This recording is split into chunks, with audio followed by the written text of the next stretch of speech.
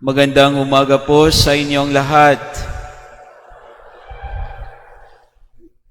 Pakisabi po sa katabi ninyo, bring Christ and you bring everything. Give Christ and you give everything. Bring Christ and you bring everything. You give Christ, you give everything. Ito ang message ng ating Ebanghelyo, yung pagbisita ni Maria sa kanyang pinsan na si Elizabeth. Dalhin mo si Kristo at dinala mo na ang lahat. Ibigay mo si Kristo at binigay mo na ang lahat. Ngayong panahon ng Kapaskuhan, marami sa atin, hindi marami, halos lahat ay magbibigay ng regalo. Okay naman po yun. Kailangan po natin ipakita ang ating pagmamahal sa ating kapwa, sa mga taong malalapit sa atin sa pamamagitan ng pagbibigay ng regalo. But remember this, bring Christ, you bring everything. You give Christ, you give everything. 3 punto ang gusto kong ibahagi sa inyo gamit ang ating mga pagbasa, lalo na ang ating Ebanghelyo sa umagang ito. Una, compassionate heart. Si Maria ay merong compassionate heart. Pagkatapos matanggap ni Maria ang balita, kung nagsimba kayo kahapon, ito yung Ebanghelyo, pagkatapos matanggap ni Maria ang balita galing kay Angel Gabriel na siya ay magiging ina ng Diyos at ang kanyang pinsan na si Elizabeth ay 6 months ng buntis, si Maria ay naghanda para pumunta sa kanyang pinsan na si Elizabeth. Dapat tandaan natin ito, hindi inutusan ni Gabriel si Maria para bisitahin si Elizabeth. Hindi. Hindi inutusan ni Angel Gabriel si Maria na tulungan ang kanyang pinsan na si Elizabeth. Hindi. Galing ito kay Maria. Ang desisyon na pagpunta sa kanyang pinsan na si Elizabeth ay desisyon ni Maria dahil sa pagmamahal. Love is the reason for this. She has reasons to stay. Maraming dahilan ang pwedeng makapagsasabi na huwag ka nang umalis, dito ka na lang. Pero, tulad ng ating unang pagbasa, the lover always runs towards the beloved. Ang direksyon ng nagmamahal ay palagi kung nasaan ang kaniyang minamahal. Ang pusong nagmamahal ay napapansin ang mga pangangailangan ng ibang tao.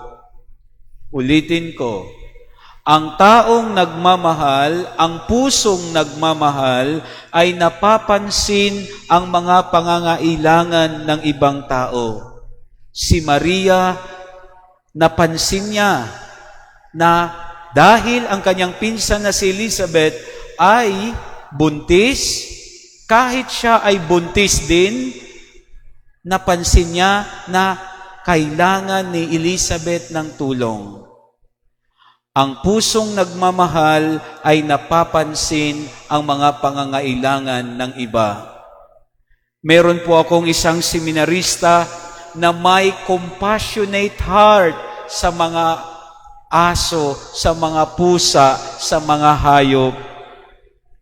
Kapag meron siyang nakita na pusa sa daan, kinakausap.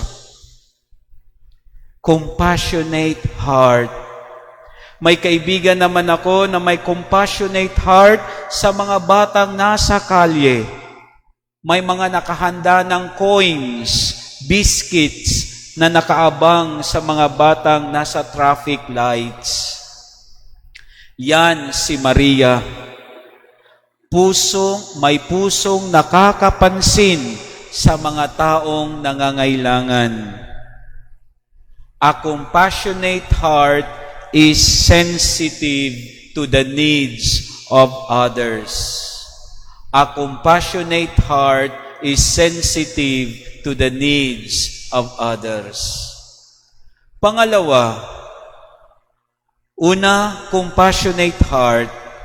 Pangalawa, sacrificial love.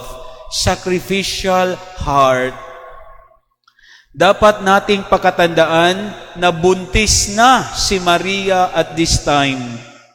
Kinalimutan ni Maria ang kanyang sarili para makatulong.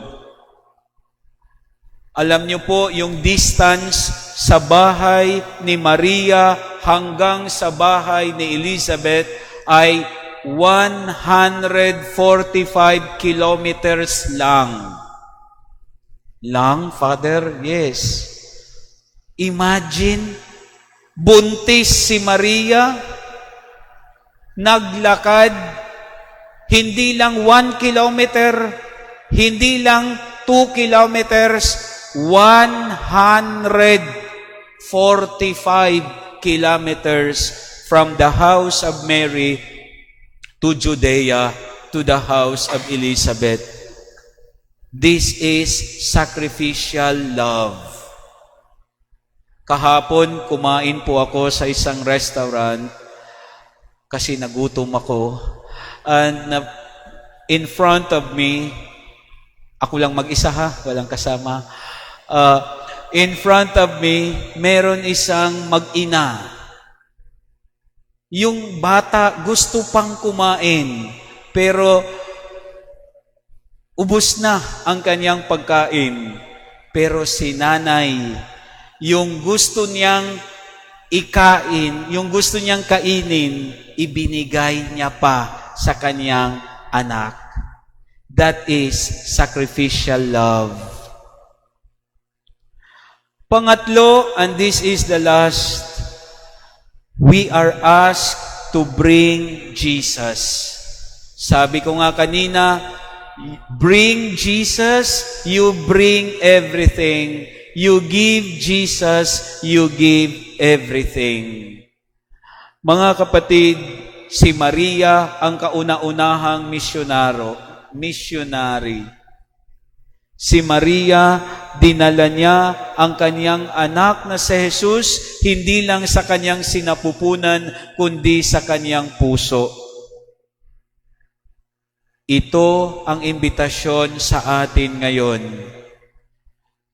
Wala man siguro tayong regalo, or meron man siguro tayong regalo, pero we need to remember the greatest gift that we can give to others ay hindi gadgets, hindi mga damit, hindi rin pera, kundi the greatest gift that we can give is Jesus.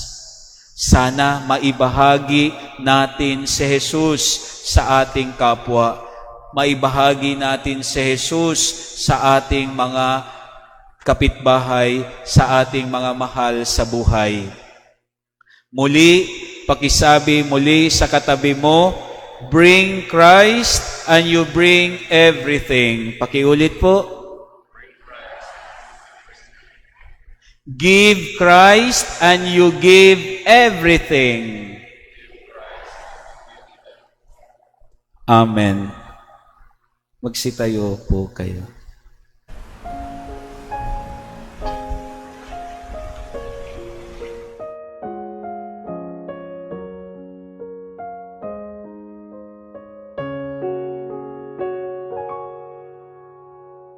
May this building which we dedicate to your name be a house of salvation and grace, where Christians gather in fellowship, may worship you in spirit and truth, and grow together in love, in real love, through Christ our Lord.